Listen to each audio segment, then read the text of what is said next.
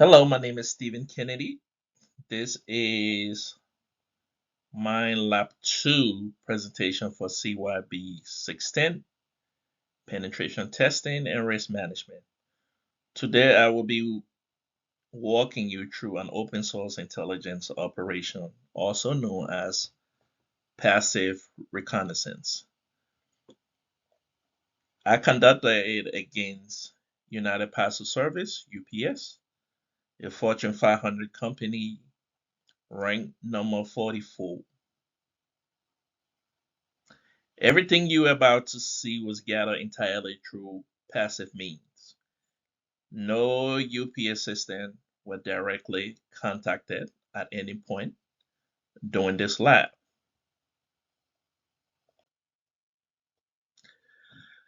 Before I walk you through my findings, let me establish exactly what phase of the cyber kill chain I am operating in. This lab is stage 1 of the Lockheed Martin cyber kill chain, reconnaissance. Specifically, I am performing passive reconnaissance. That means I am gathering information from public available sources only. I am an observer. I never sent a single packet to UPS.com or any UPS owned system. Everything you will see came from Montego Transform that query public DNS record and search engine indexes. This is the critical distinction between passive and active Recon. Active Recon means I interacted directly with the target system, things like port scanning with Nmap or probing a login portal. I did none of that. All of my findings come from data that is already available visibly. Here is my first screenshot. I am using the Montego Community Edition canvas at the very beginning of the lab. I have placed a single domain entity on the canvas and set it to ups.com. You can see at the bottom right of the screenshot that the starter bar reads one entity, confirming that no transforms have been run yet. You can also see the timestamps at the bottom of the screen. Everything that followed was discovered passively from the single domain entry point.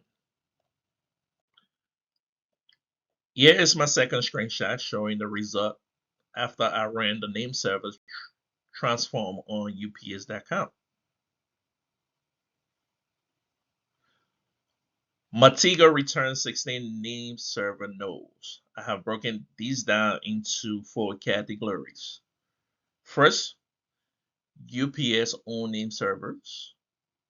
Second, Sprint and AT&T DNS providers. Third, Content Communications name server. And the fourth one is unusual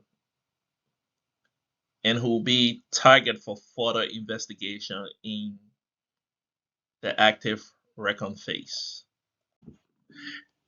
This is my third screenshot showing the results after running the DNS subdomain transform.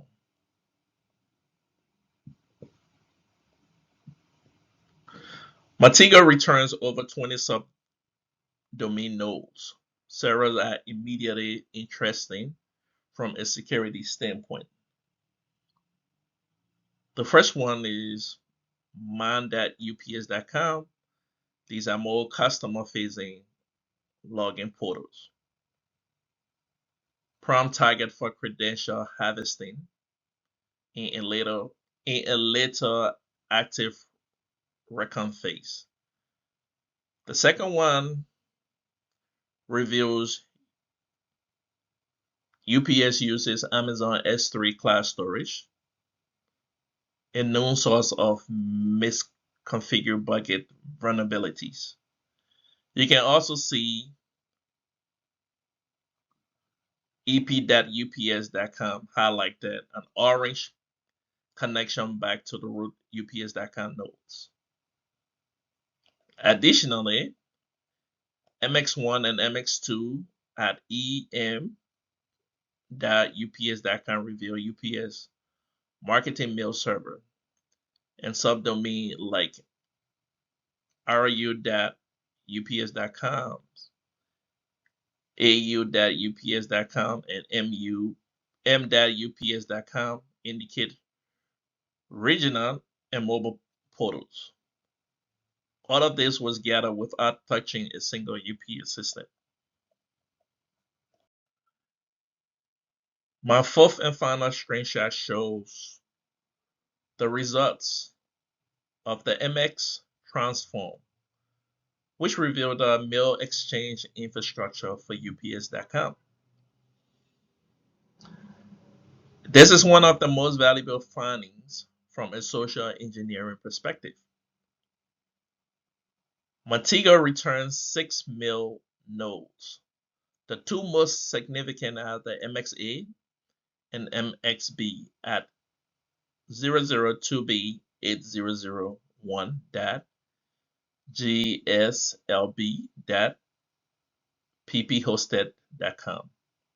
Those are Proofpoint load balance mail servers, confirming UPS uses Proofpoint as a third-party email security provider. I also see email-vip.ups.com and email2.vip.ups.com, which are UPS internal high priority mail relays. Most critical, MS 10230189.msv1.invalid is a Microsoft Exchange Online identifier confirming that UPS uses Microsoft 360 for at least some of its mail flow. That Microsoft 360 confirmation directly informed the spear phishing email I designed, which I will show you next. Here is a summary of the attack surface I discovered, organized by risk level. The primary and most critical vector is spear phishing via UPS mail infrastructure, because I confirmed through MX Transform that UPS uses both Proofpoint and Microsoft 360. I can design an email that bypasses filters. The second high risk vector is the customer portal credential harvesting. mon.ups.com and cs.ups.com discover in the subdomain transform a login portal that could be easily spoofed. Third, origin.s3.ups.com represent a class structure, represent a class storage exposure risks that could be accessed for misconfiguring S3 buckets permissions in after Recon phase. And finally, the unusual domain name server represent a potential DNS hijack surface worth investigating. Everything on the slide was discovered passively. Now I will walk you through a spear phishing email I designed using the intelligence gathered in this lab. I want to be clear, this email was not sent. Sending it will violate GCU Code of Conduct and federal law under the Computer Fraud and Abuse Act. This is a simulation only. The email target Kara Tommy, the president and CEO of UPS. Her email address, at ups.com is inferable from the email format that I confirmed via hunter.io, which follows the pattern first name, last name at ups.com. The spoof sender address is security at UPS help desk, a lookalike domain that contains the word UPS and passes a casual glance. The subject line reads Actions, Microsoft 365, multi-factor authentication, re-enrollment. Your account will be suspended Friday.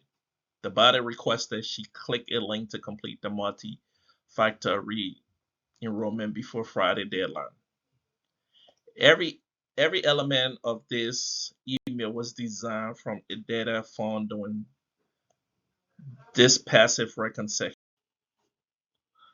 Let me explain why this email will be effective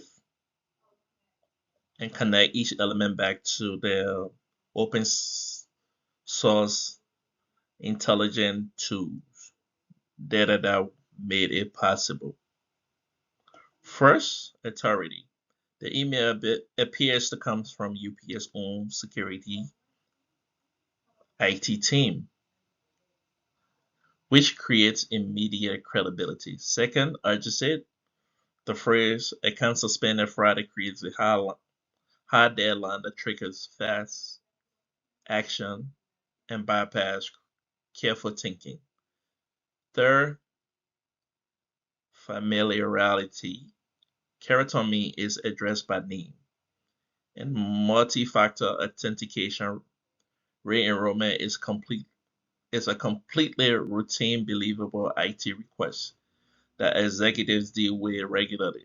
Fourth, domain spoofing. The fake domain UPS helpdesk.com contains the word UPS and it's easy to miss on a quick glance at the front view.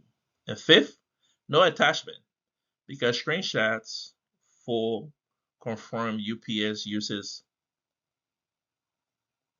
proof point to scan attachment. I deliberately use a link on it. The payload is fake Microsoft 360 login page. That attack layer completely bypass proof points attachment scanning. Every one of these design choices trace back to something I formed passively. I want to close by addressing legal and ethical framework that governs this kind of work.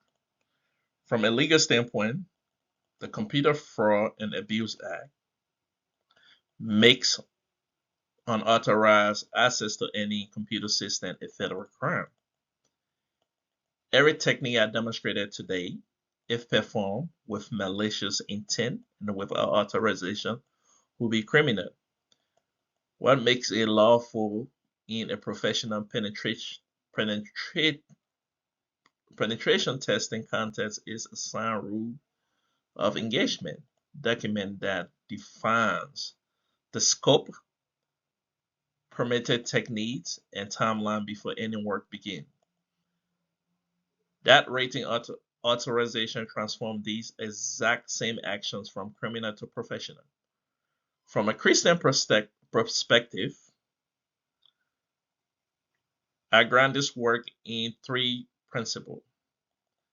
Romans 13 teaches that authority is God ordained. As a pen tester, I operate under the client's authority within legal bounds as their authorized representatives. Luke chapter 12:48 reminds us that to whom much is given, much is required. The technical knowledge to design this attack carries moral weight. It must be used to protect, disclose fully, and never weaponized for personal gain. And the least but not last is Matthew 22, point us towards neighbor's love as the ultimate aim.